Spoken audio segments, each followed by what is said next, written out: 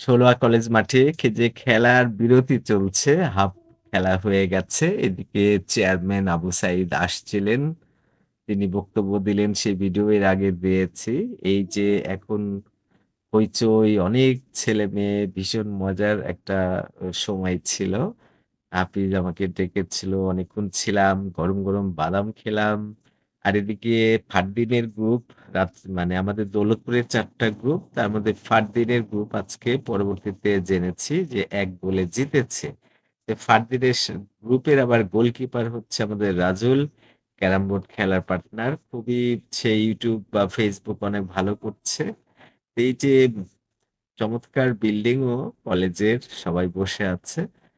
আমার খুব মজা লাগলো। অনেকক্ষণ থাকলাম। তবে এই হাফের পরে আমি চলে যাচ্ছি। একটু মনে হলো যে বাড়ির দিকে যাই, ষোলোয়াদি একটু ঘুরে বাড়িতে গেলাম। তা আবু সাঈদের বক্তব্যের মধ্যে একটা বড় গুরুত্বপূর্ণ বিষয় ছিল, সেটা হলো যে মোবাইল ব্যবহার করা। পোলাপানরা খুব মোবাইল ব্যবহার করে, খেলে না, কিন্তু না খেলে মোবাইল দিয়ে তারা গেম খেলে।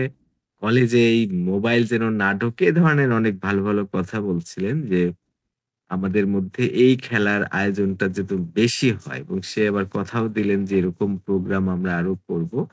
উৎসাহ দিলেন। আমি এই যে কলেজের নতুন গেট দেখছেন, গেটটাও খুব সুন্দর হয়েছে। এইখানে আবার মজার দৃশ্য হলো যে আমি আইসক্রিম পেয়ে গেলাম। সেই মিনহাজের আইসক্রিম, আইসক্রিম আবার খেলাম। খুব, মানে এর আইসক্রিম আমার পছন্দ, নারিকেল দিয়ে দেওয়া। এই যে আমাকে একটা আইসক্রিম দিচ্ছে, ভাবলাম যে একটু তাকেও দেখাই। এই হলো কলেজ বাহির সাইড। এইদিকে আমাদের অলি, অলির পেছনে হলো হাসানের ছেলে।